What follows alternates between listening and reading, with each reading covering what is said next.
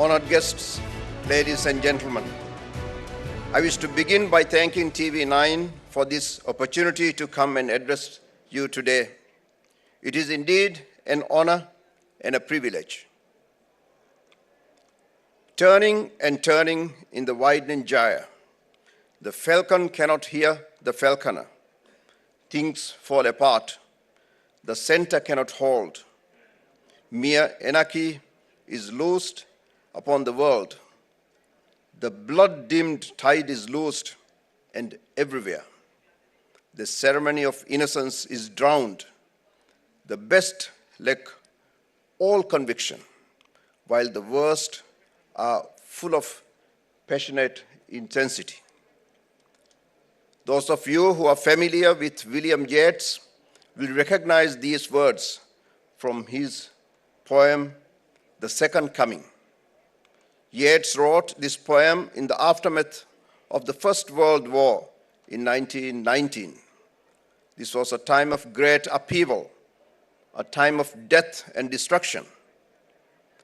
The poem describes a world where the old order is collapsing, where the forces that once held together society are failing, where there's no hope and is filled with utter chaos, and where a new, potentially dangerous force is rising.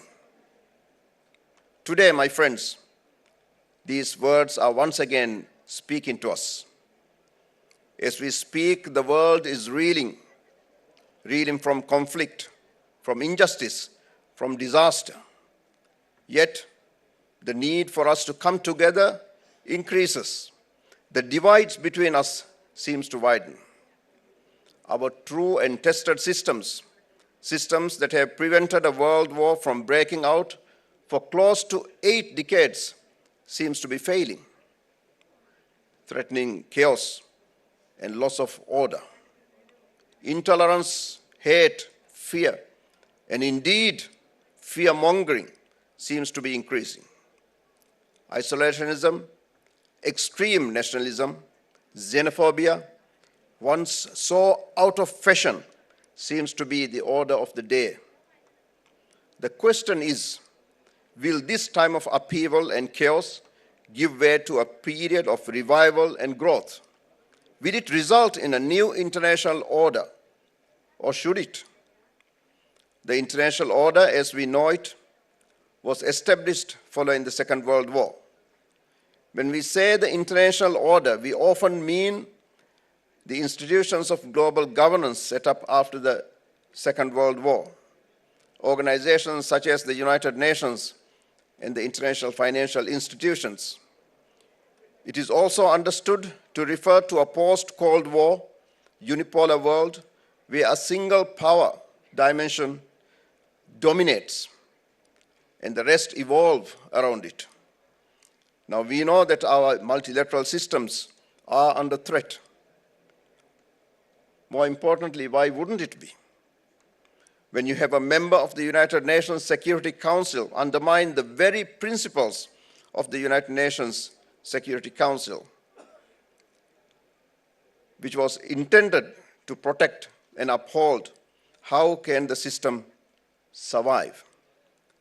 When you have an international system that refuses to see genocidal acts committed against an innocent people broadcasted across the world for everyone to see, when the perpetrators openly defy the international courts, its jurisdictions, the conscience of the world, and still get away with it, how can the system survive? So perhaps this is the moment for a rebirth of the multilateral system, of the international order. There are a few reasons why I say this. First, when the current international system was established at the end of the Second World War, the majority of the countries of today did not exist. India, of course, was one of the founding members of the United Nations, although it had not yet become independent.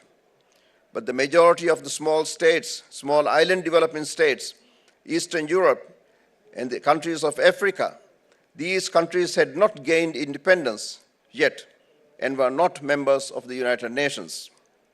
The systems of governance of the United Nations were therefore not designed with these states in mind. It was designed to the realities of that time. And while the reality changed over time, the designs never did.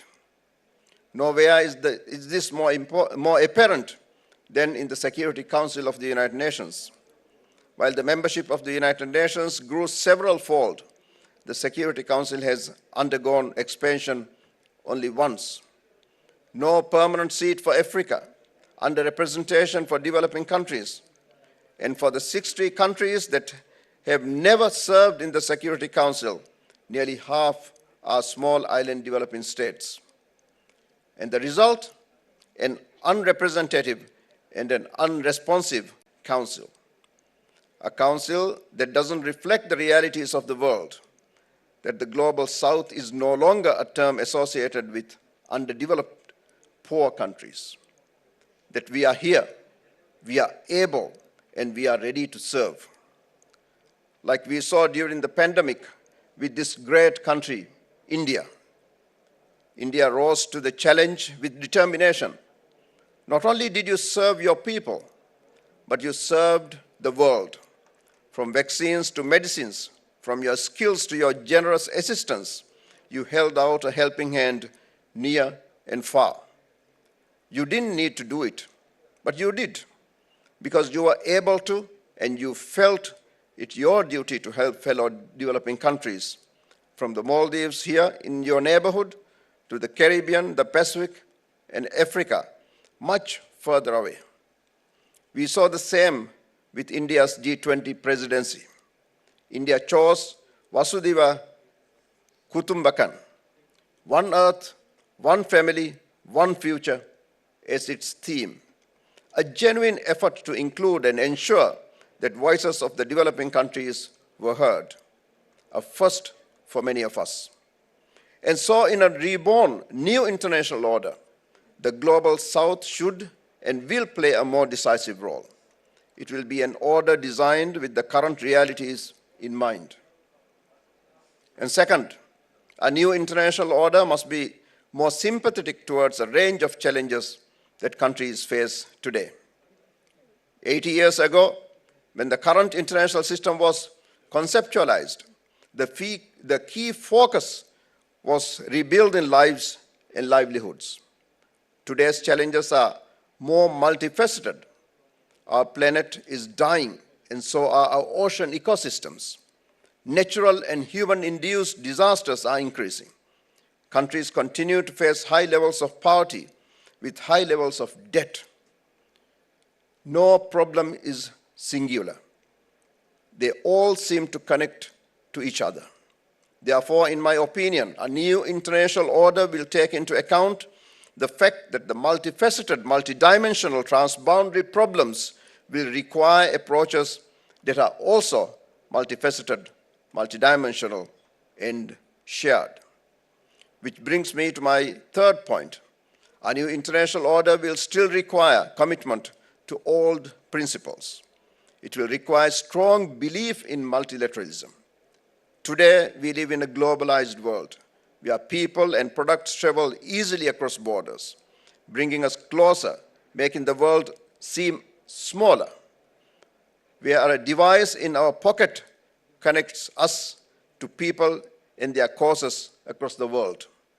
Where problems are transboundary, and therefore solutions must be too. There is no room for going it alone. We can only overcome when we work together. And so it is not less multilateralism we need more. My dear friends, this is where I leave you at. Yes, this indeed looks like to be an opportune time for a new international order. At times of upheaval and chaos, we have come together in the past to create calm from chaos, order from anarchy, beauty from destruction. We have managed to unite and not destroy. We have even thrived, even while facing adversity and unprecedented challenges. This will be a new international order that is sympathetic towards developing countries, one that includes us all, small and big.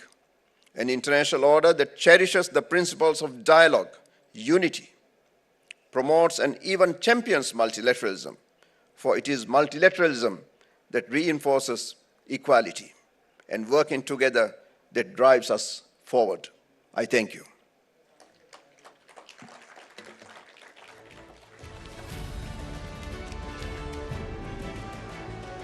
And now may I request my colleague, Aditya Rajkol, to please join us on the stage, and please would request you your minute on the stage. May we please have the shawl? Thank you so much.